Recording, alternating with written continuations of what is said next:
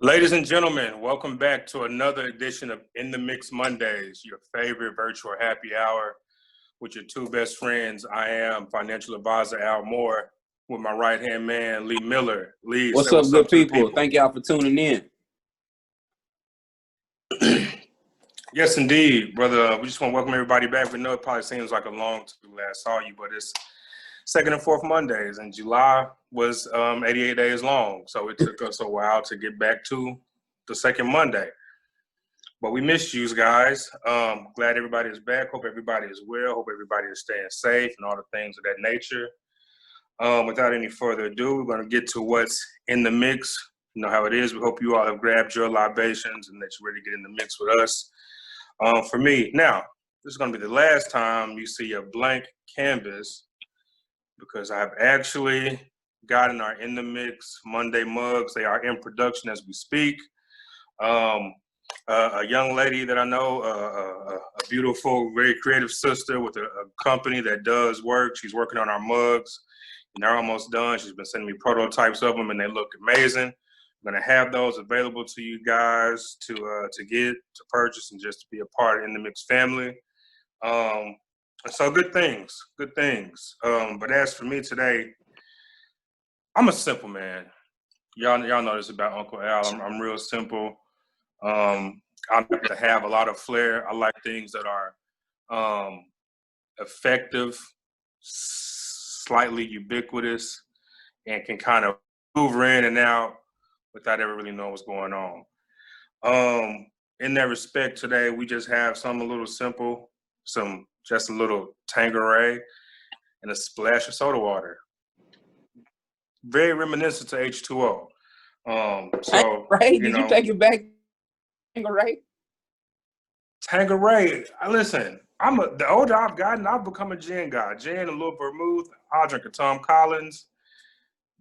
Tanqueray or Beefeater. I've just become a gin guy, man. So yeah, I was raised in the Tupac era. Tupac, he raised us on Tanqueray. And when I was younger, I was always like, what is this? But as I developed like my grown man palate, I was like, actually, the taste of gin, like, is actually kind of exquisite. It's not for Seagram's everybody. gin, bumpy face. Seagram's gin is exquisite. Is that what you? I've said nothing about Seagram's.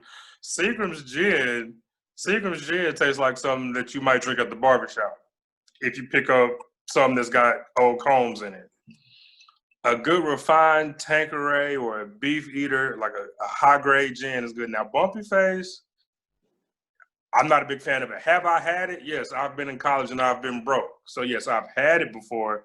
But as a man with priorities and a family, like, the bumpy face days are over. But a good little clean Tanqueray. Sometimes I'll drop a little lemon juice, maybe a little Sprite. But, it's just something that kind of gives me a collective kind of ease feel. And it doesn't treat me as bad as brown. I like the strong minty upfront taste, and then it's kind of got a bitter finish. But I like that. I like bitter and pungent more than sweet. So, but I'm odd. You know what I'm saying? I have an odd palate. Touche. So, yeah, that's just how I'm giving it up. Man. What about yourself? We just doing the De Leon today. You always got something fancy. We just gonna do a shot of tequila. See how I go. We gonna sip it though. I'm not, I'm relaxing on Sunday. So I feel like this is the third time that you've had tequila. So you're a tequila guy. I'm really a cognac guy, honestly. But I like to drink different stuff. But I'm a cognac guy. I will do a tequila. And I'll do a vodka. Like you said, my palate has expanded. And when you travel, they don't always have what I like. So if I roll into a place, I drink Remy Martin VSOP. So that's what I'm asking for. Well, because of only certain urban places carry Remy Martin VSOP. It's cultural. Yeah, so they don't have it. It's cultural. And so, right. But I will say this though: some of the places I frequent, because they know I drink it, they will carry it. But for the most part, high-end bars, for some reason they don't have it. So they're like, we got something else. And I'm like, nah, I'm cool. Just let me try something else. I might do a lemon drop or, I'll just see what. That's reasonable. Mm. I never really thought of that in terms of reasons to expand your palate on taste of things. But I mean, but it is important if you're in a space or a season in your life where you are at different places. Like, it helps to be able to eat or drink more than one thing, because you might be somewhere where they don't just have cheeseburgers, E&J and right? Coke. That too. Yeah, or chicken strips. So like, having an advanced palate is about more than just the experience itself. It's like, can I be able to eat or drink if I go Yeah, you somewhere got to be able different? to adapt. And I just not Life is about evolution and adaptation. Absolutely. Absolutely. For sure. Yeah. So, with that, let's get into this financial segment and talk about a few things. Over the last week, we had what some people call like the Kodak Bubble. Kodak, the old camera company, also known as Eastman Kodak, stock symbol KODK. They had a wild ride over the last week. And what we call speculative. Relatively, basically what happened, there was some news rumblings. Now, this Kodak stock before July had been trading anywhere between $2 to $3 to $5, Kodak, camera company. One time very, very strong, but I mean, when's the last time you took out a Kodak camera and twisted and took a picture? So you can imagine how that company's been doing. Fast forward to 2020, somehow, some way,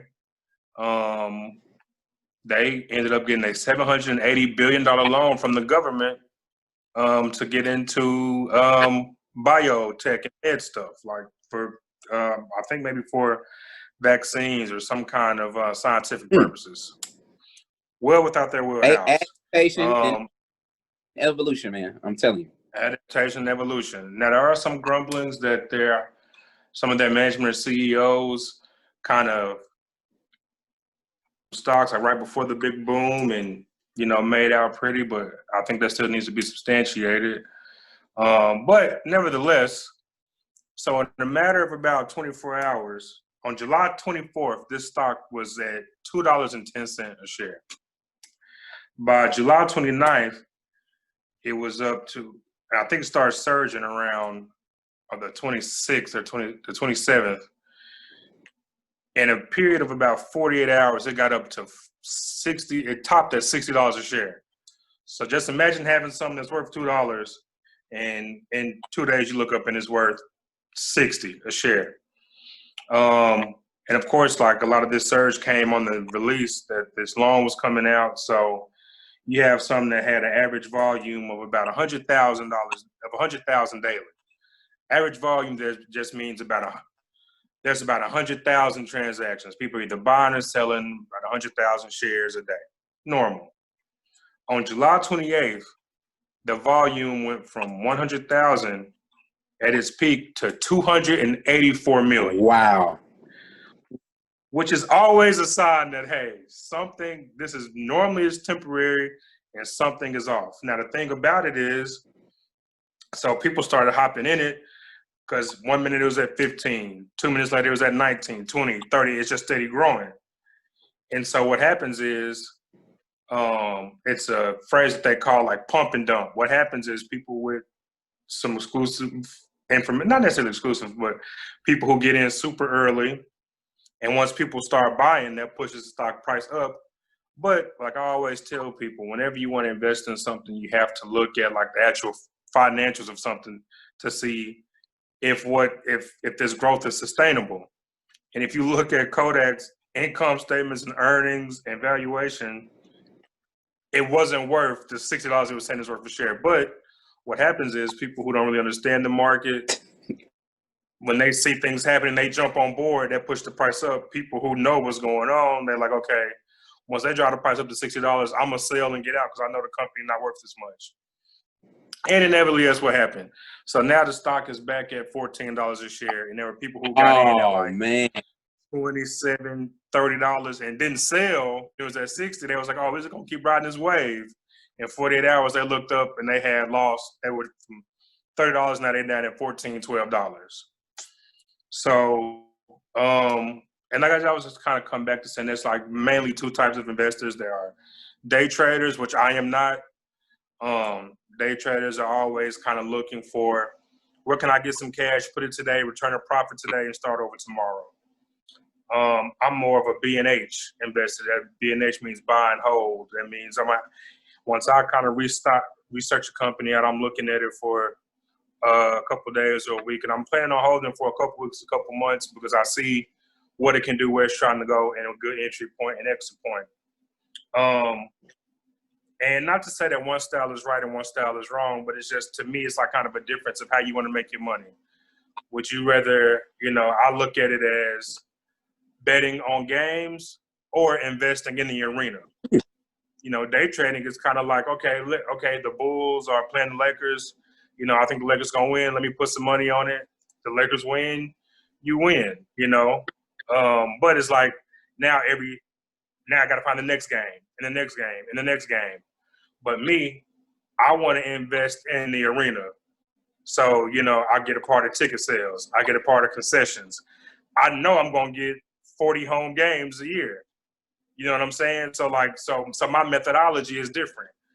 I'll invest in the stadium while letting everybody else place bets on the game. Both are kind of our bets, because let's say I have 2 or 3 games where it don't sell out. We don't do quite as much, but I get that whole season as opposed to having to go and find another game and another game. So that's just something to kind of be aware of when people hear these things. A lot of people ask me about Kodak. That's why I kind of went into it. But, there's money to be made in these things, but also the SEC is also looking into it. Whenever there's spikes like that, something jumps 300%, the SEC, the Securities Exchange Commission is going to look at it, because there's probably some people who knew a little too much, or there's probably something that was quite, because a lot of people lost a lot of money. Some people made money, but people got in late and didn't sell in time, because there's literally like a 24 to 36 hour window. And if you didn't do it in time, you still to lose a lot of money. So that was kind of like the big thing, kind of, on the retail side, I guess, of investing. And just kind of outside of that, a notable gainer, the stock symbol ZG, the Zillow Group. I think they were up 5% last week, and they've actually had they've been consistent since March, just straight growth. And Zillow, what's aiding to their good performance is, in this environment, people are still buying homes and shopping. So they're taking advantage of this virtual tours. And in March, Zillow was at $35, and now it's at $80 when it closed out Friday. So it's just kind of one of those things. I've been kind of preaching this whole time, look at housing market, and kind of one of those things, what those indicators are, and how those kind of staple things can tell you a lot of kind of about what's going on, and not necessarily freaking out. A lot of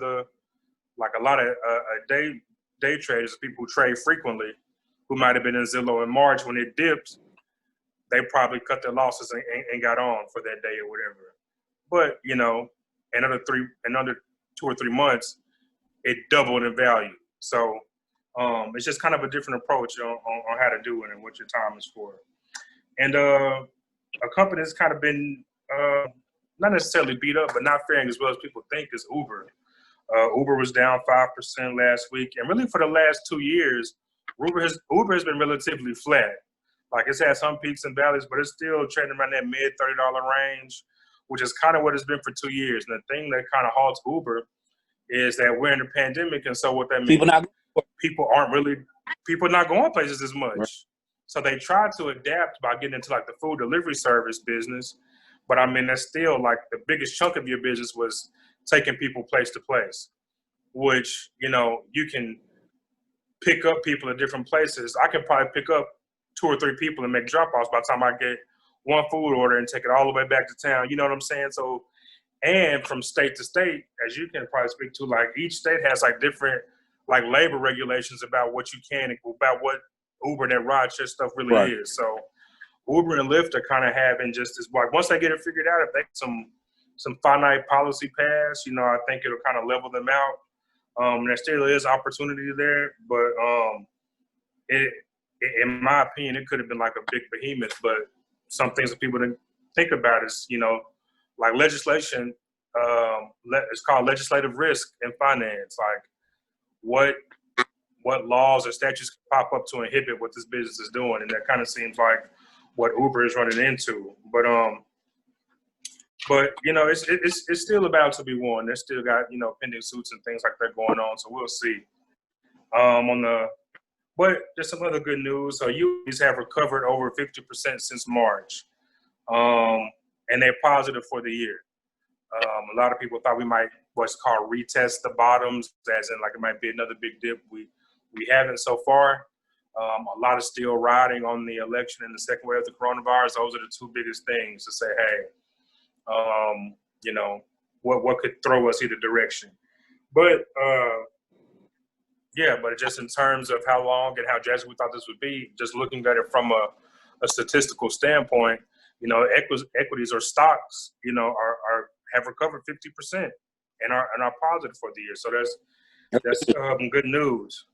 And I mean, just leading into that, the biggest thing election-wise is if a president or administration who is big on regulation, you know, kind of controlling what companies can and can't do, limiting power.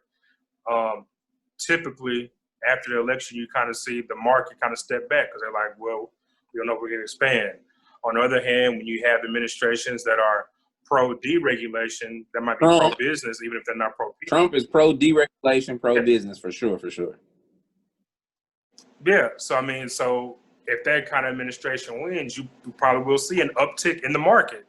Now, that's not necessarily relative to how the common people are affected, but from a market standpoint, you're probably going to see they're going to say, okay, like we have opportunity for growth here because, you know, we have our person there. So those are two things to kind of be mindful of, and also for people who are like kind of looking like, what can I add to my portfolio?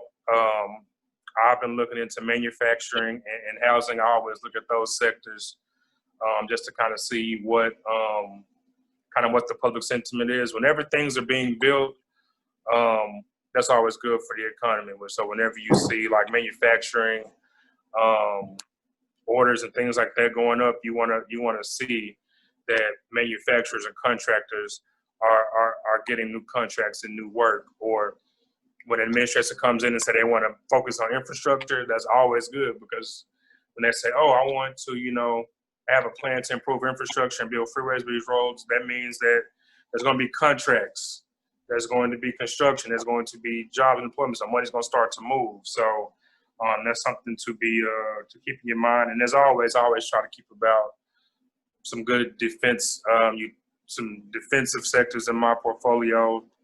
Things that people have to have: water companies, gas companies, electricity. Whenever you feel like there's some uncertainty, get some of that, you know, under your belt, so that even if things do take a downturn, people still going to the grocery store, still paying their light bill, still paying their water bill. So those companies might not, you know, make you 15% return, but they normally tend to hold their value. So, yeah, man. Nothing too extensive, just a couple of jewels to kind of drop on people, man. Like always, if you have some questions or want to talk a little more in depth, you know, definitely shoot us over email at inthemixmondays@gmail.com. That's all I got on my end this week. And so we will turn it over to my favorite part of the show with my guy. We're going to do a little law talk with Mr. Lee Miller. What you got for us this week, What's brother? going on, Brother Al? Appreciate it. Thank you for that introduction.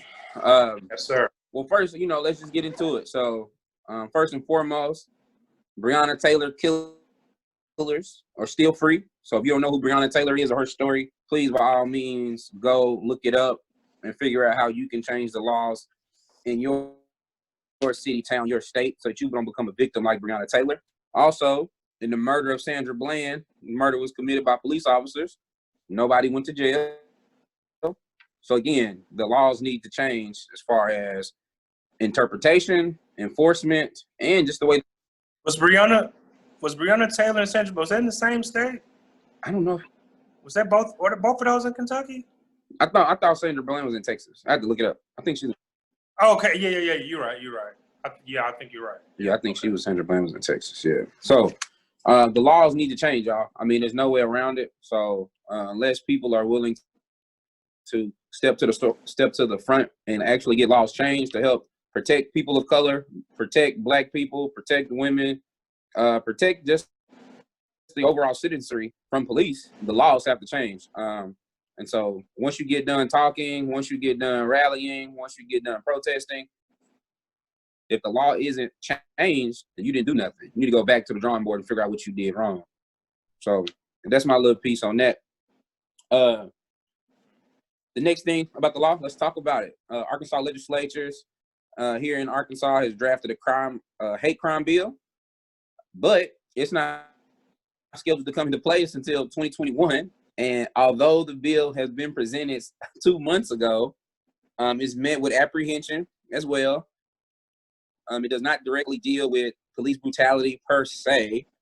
Also, one senator even quoted and said that the bill is not about getting anything done or improving race relations, but more so about just getting the attention of the nationwide public. So when you have people, elected officials, who look at a hate crime bill and automatically take the position that this bill is not designed to better race relations, that is just to get nationwide attention, he's not trying to help the bill pass. He's not going to probably support the bill. And you know what? He's not affected by race relations. So therefore, he doesn't care. And so these type of people have to be unseated because, again, with people like him in position, who also he remained anonymous, or I would tell y'all his name. Just okay, I was wondering. I was like, maybe you're giving us some professional courtesy or something. These folks elected officials. No, ain't none of that. He anonymously gave this to THV. I think that's Channel 11. But anyway, it was a THV thing. So so you got to really watch that kind of thing. Also, I just want to bring attention to, in this hate crime bill, is more so directed towards citizens, and it states that if a person is convicted of a crime and the state proved it also was a hate crime, which means it's a two-pronged test. And so people that don't understand, that means that if you prove, okay, they're guilty of this crime, but we can't prove that it's a hate crime, then this don't matter. And so it's going to be it's a higher burden to prove to even get this enforced on somebody.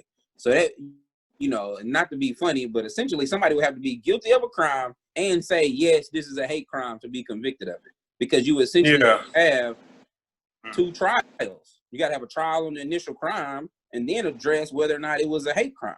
And so, so when you think of that, think about how many tax dollars are going to be wasted, because the state has to prosecute these cases if it is indeed a police officer. Now, if it's a citizen, then it'll be up to them to, hire an attorney or use a public defender. But it's going to be tough. It's going to be tough to get a conviction under this hate crime bill.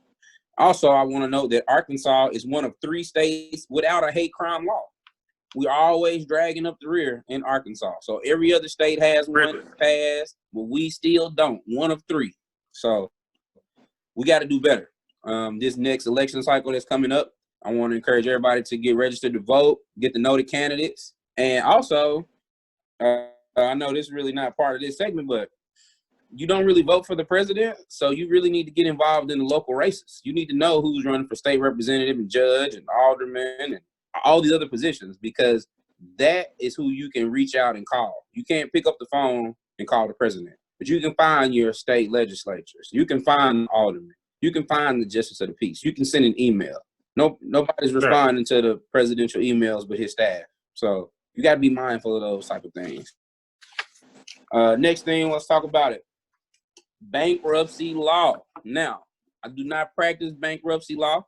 We do family law, criminal law here, a little business consulting. So under the business consulting umbrella, it may be your best interest to file bankruptcy. Now, there's several chapters. People typically file chapter 7, chapter 13. And so if you feel that you are behind, you need to catch up, you're drowning, you may need to reach out to a legal professional to see if bankruptcy is the best option for you. Because sometimes bankruptcy could be a great business decision for you because you're able to maintain some of your assets, put them on a payment plan and deal with those things. A lot of people are scared because they're like, oh, my credit, I'm not gonna be able to do this. Well, you can't do those things now anyway. So yeah, if you're debating it, it's already over. yeah, I mean, it's not necessarily over, but it gives you a chance to restart and rebuild, right? But you don't know how deep in debt you need to be to restart and rebuild. So that's why you need a professional to see where you're really at. Because what you don't want to do is continue to find yourself drowning and losing more and more assets when you can file bankruptcy and hold on to some things and protect your family. To me, that's the most important thing, being able to hold on to your assets like your vehicles, your home, and those type of things, especially right now when most people, most jobs are hiring freezes. People are being forced to homeschool, so there's less money coming into the homes. And so that is something we need to address as a community and as a state. And so please, if you find yourself drowning or you don't know, call and ask questions. I got a great bankruptcy guy. Reach out to me. I'll put you in contact with him. I would give his name, but he didn't pay for my advertising, so I ain't gonna do that. But I still refer him. Though if you call me, I definitely will do that. He works wonders with bankruptcy. Yeah. So with bankruptcy comes foreclosures, comes people buying more property because of the lowest interest rates, right? So although some people may be feeling the financial crunch, some people are in winning season. And so they're buying 2 and 3 properties right now because the interest rates are so low.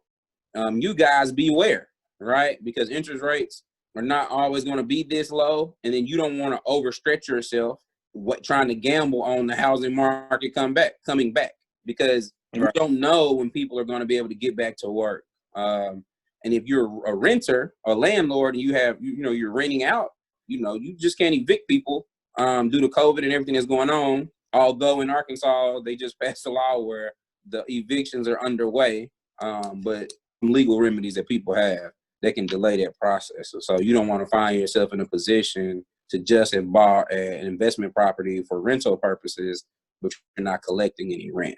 And so be mindful about overstretching yourself. Because, we see stuff on sale, right? When you see something on sale, I'm going to get 2 or 3 of them. What'd you say, Paul? Right. Think it through. And make good decisions, good long-term decisions, because we don't know how long the COVID thing will be here. We don't know. It's election season. We just do not know. And so you want to play it safe, in my opinion. Because legally, when people get desperate, they make bad decisions and they break the law. And, although that can be good or bad for me on my end, it's not good for families as a whole. And so we want to encourage people to make good decisions during this time. Absolutely. Next thing, somebody send me an email, due to COVID, they want to know, can they be forced to go to work? People getting really sick, people are dying, kids are at home having to get homeschooled. And so if your job calls you and say, hey, you can no longer work from home, you got to start reporting to the office. You got to go to the office. Arkansas, by definition, according to Arkansas Department of Labor and Licensing, Arkansas recognizes the employment at will doctrine, which means either the employer or the employee can end the work relationship at any time for any reason. Now, my only caveat to that is if it's race related, driven, you feel like you're being discriminated against, or if you have some underlying health issues, an argument can be made. So I want to encourage you to contact the EEOC, and also contact your doctor as well, because you don't know that an underlying issue that you have can be exacerbated with COVID. Right? It's something you might need to pay attention to, because although something you may not think is a big deal, when mixed with COVID or dealing with your breathing, that stuff, you need to be mindful. Right. And then also like stuff being race related or age related, you have to watch corporations right now because they're taking They know people are scared. People need their paychecks. And so they're putting more work on you. I know some people, and I'm one of them. I've been working harder than ever during the pandemic just to keep up with the pace of work. But also there's less people working. So then that means there's more responsibility on your end. And although I'm in a small firm, I don't feel it as bad, but I know some people that work in the medical field. I know some people who do other types of work. They're definitely feeling the crunch because they never got a break. They've been working this entire time through the COVID with less staff, less people, with more regulations, longer hours. And so people need a break. So again, if you're ordered to report back to work, make sure you go to work, but get you a doctor's note saying that you need to stay home, or contact the EEOC or call your attorney and get some legal advice as to what your options are. But at the same time, you want to be very mindful that Arkansas is an at-will state. And so it's very to note that. Okay. You got a question, Al? You just got to say something. No. I was just taking in everything that you said. Because I went to my doctor last week, and I was just kind of just having small talk with the lady, just asking her about how things have been for the doctors, because it's my first time going since COVID took place.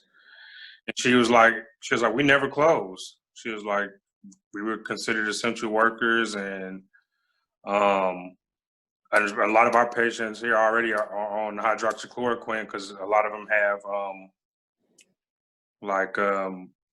autoimmune disorders and stuff like that. Okay. And so, but it never really struck me until she said it. I was like, oh, some people, like, nothing ever really stopped. Yeah. She was like, yeah, it's like two different worlds. And she was like, we've been working more, but she was like, yeah, nothing ever really changed for us here at the doctor. I was like, I never really thought about that, because for me, with our office being closed and having to work from home, is like a totally different experience. And then some people who just have been put off of work altogether. So I mean, it's on one hand, it's just like to just be thankful for the fact that if you are somewhere, whether it be from home or having to go to the office, it's millions of people who would rather be in your shoes to just have some employment. Even though some people have been doing okay with the extra federal unemployment funding, which I think is going to be $400 now. I think the president signed an order to have it be $400 instead of $600 a week. But I mean, even though, and thank God I haven't had to, test those waters. Just to, I like to work. Some people, like, I'm kind of like my dad. Like, my dad likes to work. I like to have a sense of like purpose and being and belonging. So like that would mess me up more than anything, knowing that I'm not contributing to the world in any way. I'm just kind of sitting up. That would get to me quicker than anything. Yeah. They can just keep cutting the check. No. You say that, but you find things to do, and you're already super busy. That's how, like, you think you feel that way, but you really don't. Like, you would find something to do because, like, your your inner being will not let you. So I have bills. Okay. So there is a standard that must be met to pay these bills. Then there's also a standard to, like, support my lifestyle things, right? Like that stuff that I just like. I like cognac. Like you just said, you don't drink bumpy face gin no more. We come to a point in life, where we at. Now, sometimes I take it back and I might eat a Vienna sausage just to keep me humble, keep me hungry. I might take it back. I actually bought a can of sardines the other day just to humble myself, because I went to a restaurant that will remain nameless, and I kind of talked bad to the lady because they messed up my order. And I had a conversation with myself. I said, "Self," I said, "Huh?" I said, "You don't need to be acting like that." And so I was like, "You know what? You right, Self." And so sardines for dinner it was. I didn't eat them. I bought them though, and just ate what was at the house, and just because I can remember when I couldn't afford to eat at this restaurant. You know what I'm saying? Well, couldn't afford afford is relative, but couldn't afford to eat Yeah. at a restaurant. Now I'm complaining about something, and so, but again, so there's bills, there's lifestyle, and there's things that I just like doing that I will probably do for free, but people pay me to do it. So if I'm getting a free check, Yeah. if I hit the lottery and I get a free check every week, I can just do what I want to do and help people volunteer, but I'm on my own time on a set schedule. So free check me, please, as the young people say. Well, yeah. I mean, but yeah, that still furthers my point to where like you would have you personally, like you would be going to do something. That might be on your own terms, but what I was speaking to, like in terms of like people who aren't able to work right now and can't go do anything, it's just like I was saying, like that would kill me. Okay. Now, if I have disposable income to where I can just move around and do whatever I want to do, yeah, but I don't think me or you would make it very long without being able to produce some sort of work. Like, All right. and because we've been doing it for so long, like we're used to doing it now. Listen. Like I'm not saying that you will get up from 6 to 8 every day, but you like productivity too much to kill all your inertia. All right. I mean, to be continued. To be continued. Okay. To All be right. continued. All right. Okay. We'll think on that and come back to it next time. But that wraps up Law Talk this week. Yeah, I'm gonna give a couple. One more. I'm gonna put this in here. Just FYI, the abortion law is having some troubles here in Arkansas. They just passed. I'll just read it to you. 3 judges on the 8th Circuit of Appeals opted on Friday to remove the district court's temporary block on the Arkansas law. And essentially, this law includes a restriction on the most common procedure used in the second trimester abortions. So for a time period, you weren't able to get this procedure done for abortions, and now you can't. And also, there's a provision in there that the husband of a woman getting an abortion can sue the doctor to stop his wife's abortion. So what? Yeah, so as we're over here watching the COVID, right? They over here getting busy. So so a wife has to have her husband's permission to get an abortion. That's not what I said. That's not what I said. Oh, you said a husband can sue the doctor to stop it. Yes. And see, okay.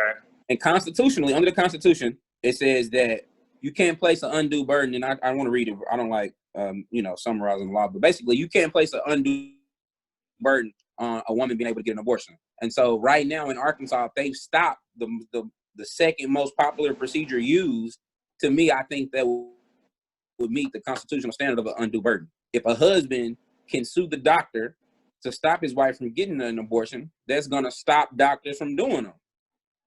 Because no doctors have I don't know if it's suing them professional, like suing them for malpractice, or if it's like a direct thing. But nevertheless, if I know I'm going to get sued, I'm just not going to do the abortions. You see what I'm saying? So that is by default placing an undue burden on women being able to get abortions. And so, which is inconsistent with the Constitution. But in the great state of Arkansas, it's being allowed. So. But it also seems kind of like, what are the chances that a husband and a wife aren't going to be on the same page about that? Like, now, if they were just like the child's father, that would be a lot more impactful. But how is it common that a husband and a wife aren't on the same page about family planning?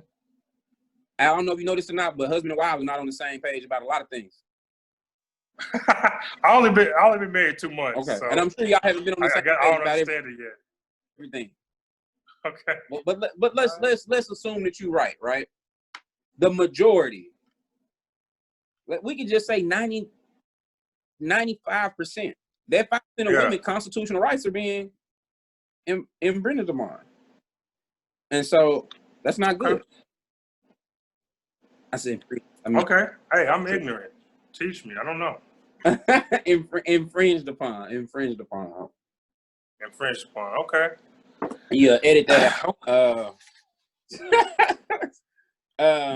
Next thing, and I really Nah, I don't want to talk about this. I don't get too into it. But these susus, these blessing circles. Listen. I'm gonna say this one time. The state of Arkansas have deemed them illegal. The federal government has gave some opinion about it, and it infringes upon it's illegal. Okay. Also, no matter what you coin or phrase something to be, that does not make it so. So just because I give you something and you tell me it's a gift, or we discuss it's a gift, but I expect something back in return, that means it's no longer a gift. And although this was all verbally done, okay, if you have text messages saying, hey, I'm going to give you this amount of money, I'm going to get this amount of money back, this could be used or construed as a contract. And so to protect my people, sorry about that. There you go. Sorry about that. So protect my people, I just want to get this on two ends. So if you are all for the blessing circle, the susu, whatever it may be, by all means, handle your business. But just know that at some point, you cannot talk out of a contractual obligation or defraud people into believing something that isn't there. And then on the other end, people who are giving people these monies, just know that there are people out here losing lots of money, but they're ashamed to say anything about it because they're embarrassed, or it's like a negative connotation. And your family and friends are picking on you because they know that you're an easy target, because you're not gonna call an attorney and sue them to get your money back because it's just a couple $100 or a couple $1,000. It's not a big enough amount for you to raise a lot of fuss about, or because they know that you won't get violent with them. Okay, there's a reason, and you ain't heard no stories about people getting beat up over these blessing circles or these susus, because they're predators and they're preying on weaker people. And that's not to be disrespectful or anything, but it's just to show you that you fit the profile of a person that I could give an offer, take their money, and not get no retaliation in return. And so whether you know it or not, your family and friends know you better than anybody else. And so they can con and sucker you better than anybody else and keep you waiting in the land. And it's not right. And so that's all I'm going to say. Now, I do know people who have made money with it. I know people who have lost money with it. But there are far more people who lose money than who make it. And I could, and come talk to me. I'll show you how it works. If you are the 10th person in line, you'll never get paid. Okay, it just, if you're not the first 2 or 3 people, you're never gonna get that money. Never. And so we as a community have to educate our people and start speaking power the truth. Because if you've lost money with these things, you need to start telling people and who took your money, because that's not right, because they're conning other people. So you're saying you might as well invest in Kodak. Absolutely. No, Kodak, that's a pump and dump. You know what? That is low key a pump and dump scheme for the hood. Because people tell you, like, man, I won 10,000. Let me show you how to do it. And so they get all these people to put this money in. They never get their money back. Never. Right. And so yeah, man, it's crazy. It's crazy. Now again, I know people who have won. I know people who've lost. But far more people have lost than won, for sure. And so, and if you find yourself, you want to seek legal action or press charges, by all means, call the police, come see me, your attorney, we'll go sue them and get your money back. Because people, especially your family and friends, you shouldn't allow them to take advantage of you, but especially a stranger too, because you don't even know who you're giving money to. And let's just say, hypothetically, you have a drug dealer or somebody who has illegal funds, and now their money is circulating in your blessing circle. So if they get prosecuted, you're getting prosecuted too, because you're helping launder money. You'll catch a recall. Yes. And so all you're going to say is, I don't know. Ignorance of the law is not a defense. Okay? It's not a defense. Okay. So cool, man. Well, thank you for all those jewels and gems. another wonderful law talk to hold our patrons and good followers over for the next couple of weeks. So, yeah, as always, ladies and gentlemen, if you have any questions, you want to reach out to us, you can find us on our socials. In the mix, shoot us an email at inthemixmondays@gmail.com.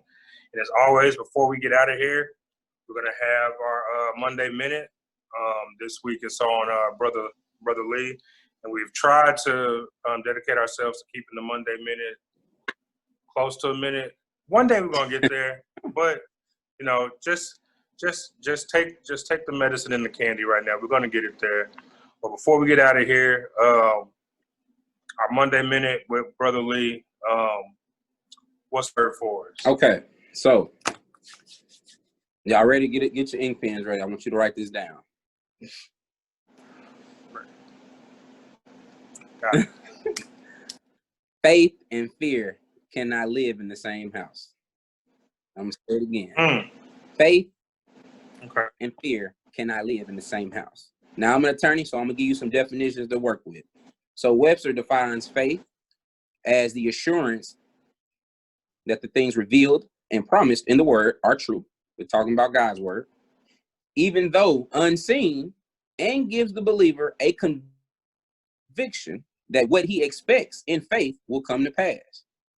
Now, a short version of it is faith is confidence in what we hope for and assurance about what we do not see. That marinate. Now, let's talk about. That's a word. It's a word. Now, let's talk about fear. Fear, by definition, is an emotion induced by a perceived danger or threat, which causes psychological changes and ultimately behavioral changes, such as fleeing, hiding, freezing from perceived traumatic events. Now, let me give you a short version of that one. Fear is false evidence appearing real. False evidence appearing real. And so, to bring this all full circle, so that you know that how faith and fear can't live in the same house, is that if you are a person of faith, then you must believe in what you say and put action toward those things to see those things come to fruition. Now, if you're a person that lives out of fear, then there's false evidence of things appearing real because you don't know the outcome of your actions. You are assuming what can go wrong. You are assuming how things will turn out. You don't know. But with faith, you have a conviction to fight for the outcome that you deserve, the outcome that you want. Sometimes people say that in life, when it rains, we all get wet. Well, I have something I like to say that when it rains, some people get wet, other people get rained on. And so you have to figure out what person are you? Are you a person that got wet in the rain, or are you somebody that got rained on? Two different types of ways of looking at life.